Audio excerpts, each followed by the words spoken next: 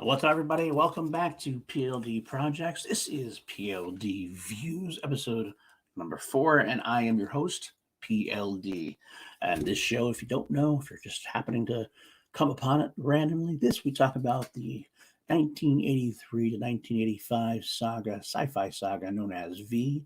Of course, it also has serial.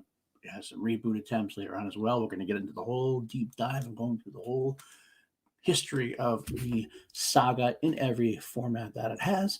We have done the first 2 episodes, which were the original miniseries that took place in 1983. Probably, honestly, the best part of the whole saga. This is the first time we're going to get into what was the sequel miniseries called V: The Final Battle.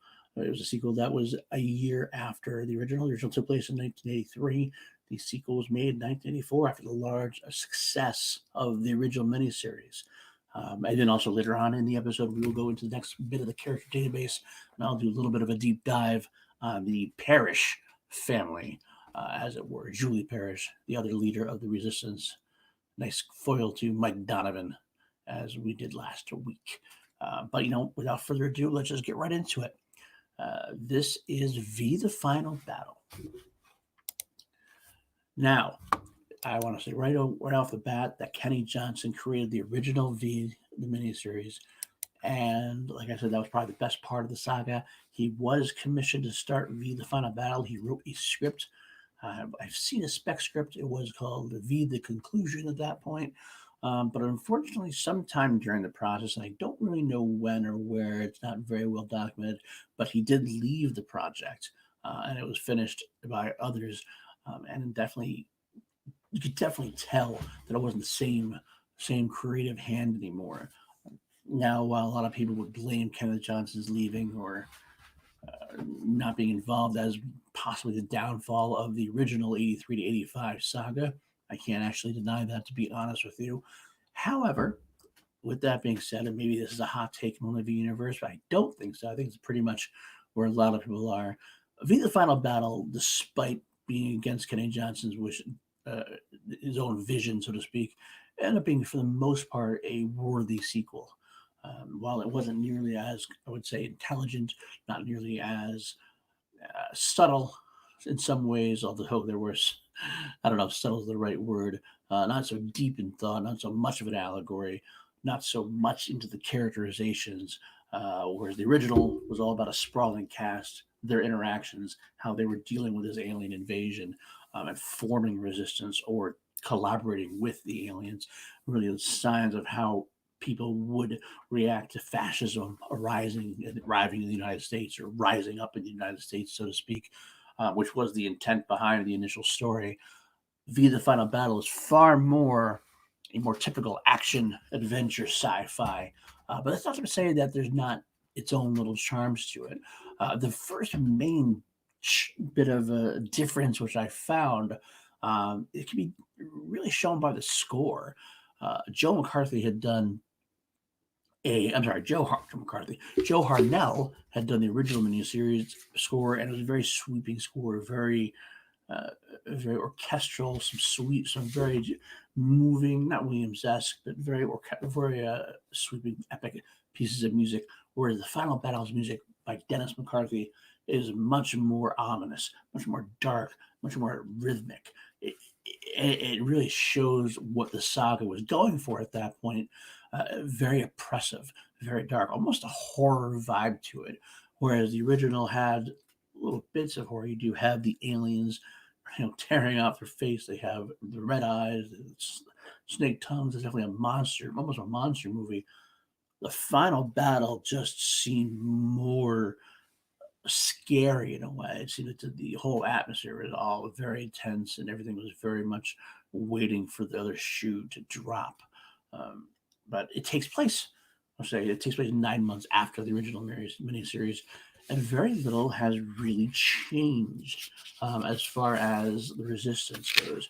We left off with this final scene being Julie and Elias, a former criminal who had finally seen some light after his brother was killed.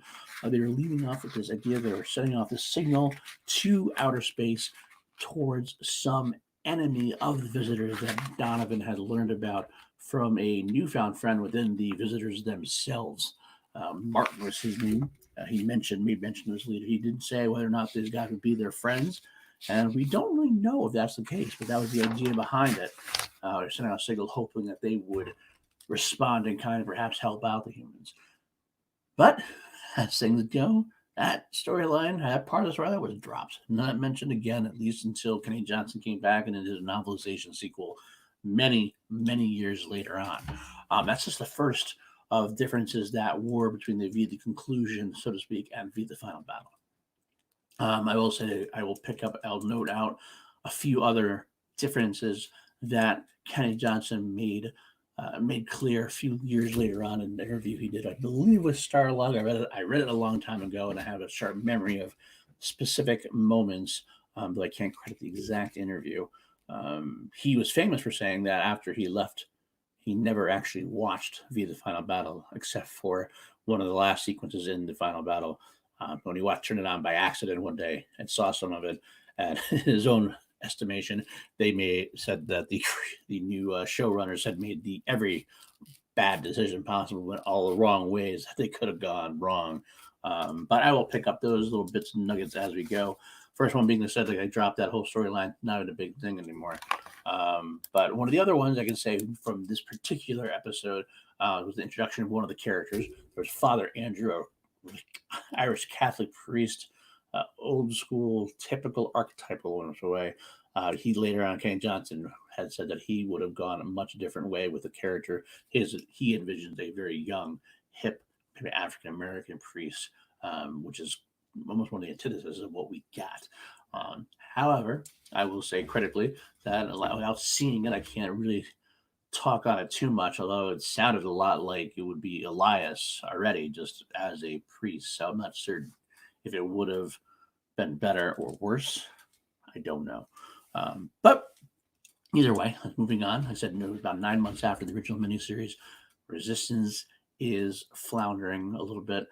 Donovan's having nightmares. He's obsessed with finding Sean, his son, on board the mothership. Interestingly enough, he doesn't seem to care as much about his ex-wife anymore. What does that mean? What does that say about him? I don't know. But they begin with a raid on a processing plant, which we find out is the visitors taking prisoners, putting them in their cocoons, and sending them up into the mothership. They try to make some kind of raid, make some noise. They fail miserably. The visitors are just way too powerful for them. Their weapons are not having any effect. They're knocking down M16s, knock the visitors straight in the chest, and they fall down. They get right back up. The only weapon that really makes much of a difference is Donovan's weapon. Donovan has his laser gun that he had stolen from the visitors during his many trips up to the mothership, which is pretty impressive how many times this guy can go up to the mothership and make it down alive. But that's another story. After the raid's over, they realize how bad things are. They decide they need an event, need some kind of big bonanza, which they can really show people what's going on, try to bring people over to their side. Things don't get any better. We learn that the conversion process is happening all over still. The visitors are slowly taking over the world leaders, including all the presidents, higher rankings. And an interesting sidebar, Christine Walsh, she was in the original miniseries. She became the press secretary against Donovan's wishes. Donovan was a friend of hers. And she's deeper in with him, although she's starting to have suspicions now. And the funny part is Diana doesn't seem to give a fuck. She really at one point witnesses Christine being verbally bitch slapped basically by one of the higher ups, I believe I forget what the UN or High Secretary of State or something to that effect. And he was very anti-visitor. All of a sudden, a week and a half later, or a little time that passes, and he's suddenly the visitor's biggest fan. Even Christine can't start passing this information too much, although she's really in deep, so deep it's hard for her to get out. Others that are in deep are Donovan's mother, but she seems to be having a good old time because she's reaping the benefits of it.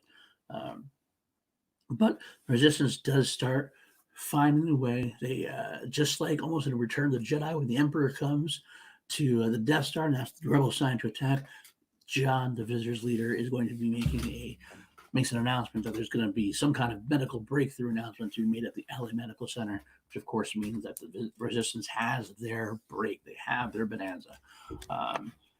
some great interplay still. I will say, like I said before, the characters' interactions are lesser in this episode. There's not as much into it. You still have some. Donovan's obsession with Sean, like I said, ends up being great friction with Julie. Julie is really the leader of the resistance.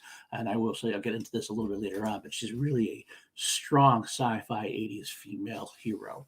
And she served as a great foil because Donovan is the maverick rogue, the guy who does the right thing, but at the same time, he's also not exactly a team player.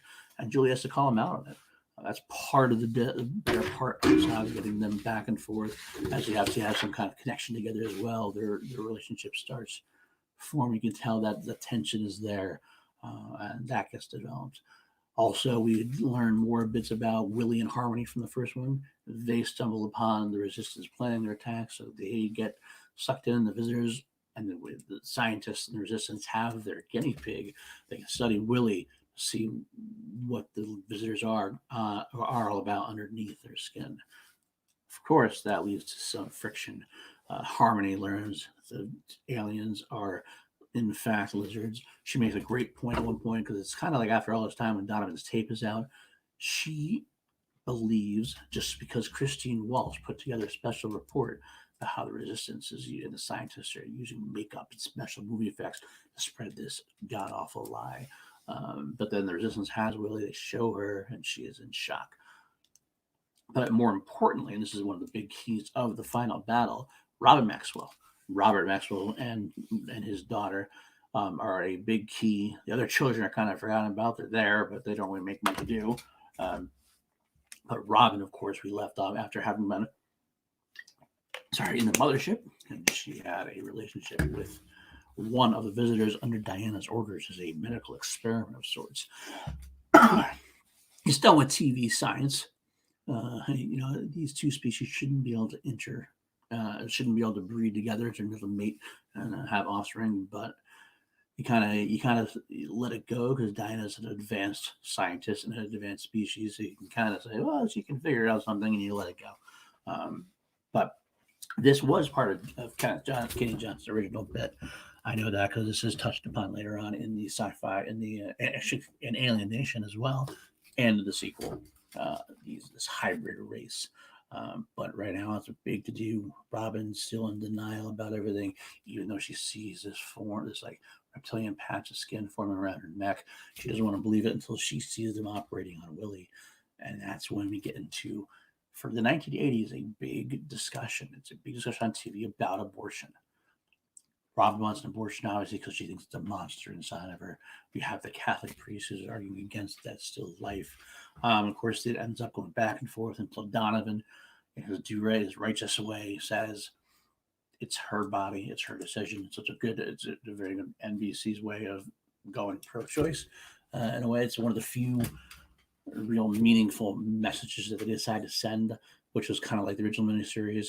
Like I said, the final battle tended to be more action now, but that was definitely a social piece, which was an interesting take for them. Of course, it doesn't really matter though, because what do we have in sci-fi? We want to see the birth of this child. We all know this. You can't not say the abortion would be so anticlimactic. Something had to happen, and they tried the abortion, but the alien child is so enveloped into her that they can't do it without killing her. So Julie calls it off. Now, the end of the episode is the attack on the medical center. And again, it's more of the action-packed sequences. They get in there. There's Donovan and Julie after Donovan steals some passes to get from his mother to get into the LA Medical Center during the announcement. And this is what happens. They finally get in. They tear it off. It's just great, iconic scene. You might have seen it at the time. It's almost on all the V. Anytime they show a V, they show it's Julie standing up there right in front of the big camera, ripping John's face off, saying the physicians are not our friends. They're here to take our water, take our food, take us as food. Meanwhile, Donovan had Martin make sure that the feed stays on the line this time, unlike the last time when he had a tape made. Unfortunately, the ending of it, Donovan does escape despite this picture. Julie does not, and Julie is taken capture by Diana, and it leaves off this great cliffhanger where we learn that Diana is going to attempt to convert Julie. See what goes down there. Donovan and company are rescued by Maggie, the Skyfighter. But there's also a great juxtaposition to give between Julie and Donovan in this sequence. Julie, in the last episode of the original miniseries, was told by Donovan about the motherships having all these people on board, all these waters on board, and Julie says we have to concentrate on destroying the mothership. And Donovan's like, "What the hell are you talking about? There's people up there. We have to save people." Donovan's all about the individual, saving every individual life, whereas Julie is trying to make the tough decisions. It's actually leading right into our character. We should go right into the character database. It just juxtaposes so well. Donovan's all about that. Julie is all about making the tough choices. She's a fantastic, strong female character. Going back to the end of the last episode, Donovan almost gives himself up to try to rescue Julie. Julie sacrifices herself. In a way, she closes the door behind them and holds off the aliens that are coming. And Donovan jumps back down the ladder, trying to get back into the building, where it takes Elias and Robert Maxwell to convince him, we gotta go. We can't just sacrifice ourselves. This is what she wants. Of course, that means that Robin now is left without a real doctor. So that makes it a very intense moment for everyone in there. But that's where the final battle ends off. Let's talk about Julie Parrish, played by Faye Grant. She, like I keep saying a couple times now, great 80s sci-fi here in the vein of Sarah Connor and Ripley, maybe not quite that badass, about a strong female leader in regards. She starts off as this young medical student who's a research scientist. She's very smart, very intuitive. She automatically suspects when everybody else is buying into the visitors right away. She's like, I want to check their I want to see what's into their DNA. This is a great line from the original miniseries where Jenny, after they say the visitors are going to give us all the fruits of their knowledge in exchange for these chemicals, her boyfriend at the time, Denny, says, wow, talk about an offer we can't refuse. Julie's reaction is, yeah, I wonder what would happen if we did. She's very intuitive, very smart. She just quickly builds up resistance, the resistance cell. Everybody looks to her. There's great moments where she doesn't believe in herself, even though she's a natural leader. And with some help from Port, she decides, she buys into it enough that she's able to effectively lead and control someone like Donovan who comes in. Donovan, like I said, the Maverick, the wild man. And she takes him to task when he does screw up. There's a lot to love about her, especially during the miniseries and the final battle. That being said, she's in the miniseries, in the final battle. She's in 17 out of 19 episodes in the weekly series. She was in 7 of the original novels and the Kenny Johnson sequel. Also, she's about 17 of 18 of the comics. So she's a very prolific character. However, unfortunately, by the time the weekly series rolled around, it didn't seem like they knew what to do with her very much. They had some ideas, possibly in the beginning. The story of the weekly saga basically was possibly good ideas for on paper, not so great when you execute them. So it ended up being she got pretty much forgotten by the end. Even her and Donovan had this burgeoning relationship that gets eventually left by the wayside. And there's a spoiler at the end. When we get to there's an unfinished. The season of the weekly series had a 20th episode, which was unfilmed. It was canceled before they even filmed the final episode of the season. And it shows how disrespectful they are towards her. But I won't spoil that one quite yet. We'll talk about that when we get there. But it's very unfortunate. She just didn't seem to know what to do with her at the end. And she was such a stalwart character in the beginning. I would put her up against any of the other 80s sci-fi heroes, and she could have easily stood her ground, even if she wasn't as mean and intimidating as some of them. The other character is a Parrish family, which I'll mention since I'm trying to do these in groups. Ruby Parrish, she only appears in the second generation, which is Kenny Johnson's novelization, which was a direct sequel to the original miniseries. It retconned out anything else, retconned out the final battle, retconned out the weekly series. It was a direct sequel. And Ruby was a hybrid, a visitor and human child. They're called the dregs, so to speak, of society. Her mother was killed, and Julie took her in and adopts her as her own. And she basically is the Artful Dodger of the newer Resistance saga. She's named after Ruby from the original miniseries, the same person I talked about who gave Julie a gut check and said, you're a natural leader, and if you you don't know what you're doing, just fake it, and we'll still follow you anyway because that's how good you are. But Ruby Parrish is a great character, probably one of the better characters of the second generation. She helps indoctrinate new resistance members, even though she's young, and she helps on some major battle sequences towards the end, and even helps out medically as well. I don't want to get to spoilers about everything that goes on necessarily in the second generation, but she's a good Parrish. She's a Parrish. What the hell it is. I could get into some of Julie's ex-boyfriends, but we'll deal with them as they come along. Some of them make some appearances in the Weekly Saga and in the books and in the comic books. Seems there's always someone poking around from Julie's past, despite how young she was in the original miniseries. But that's going to be it tonight. We had the final battle. We had Julie Parrish. We left off at the cliffhanger where Julie is now in the clutches of Diana. I should really have mentioned her, and we're back on the final battle. Jane Badler really takes some steps forward for the final battle, and is actually probably better than she is in the original miniseries. She seems to have found that deep leadership quality of the villainess. She kind of before was a science officer, still badass, but it was kind of not quite as I'm taking over now. Whereas in the final battle, she is the villain. John is almost more of a figurehead. But at the end of the day, like I said, the final battle, we'll get more into that in the second part, where Donovan is left to be in charge of the resistance now, despite being the Maverick. It's kind of a weird juxtaposition, but he's almost forced to be in command because he was the best resistance hero outside of Julie at that point. But the final battle also introduces one of the most famous characters in the saga, one of the most fan favorite characters in the saga, in Ham Tyler. But we'll get to that next time on pldViews. Well, thank you very much for joining me. Like I said, this is pldViews. If you like it, hit like. If you subscribe, you'll get more of it.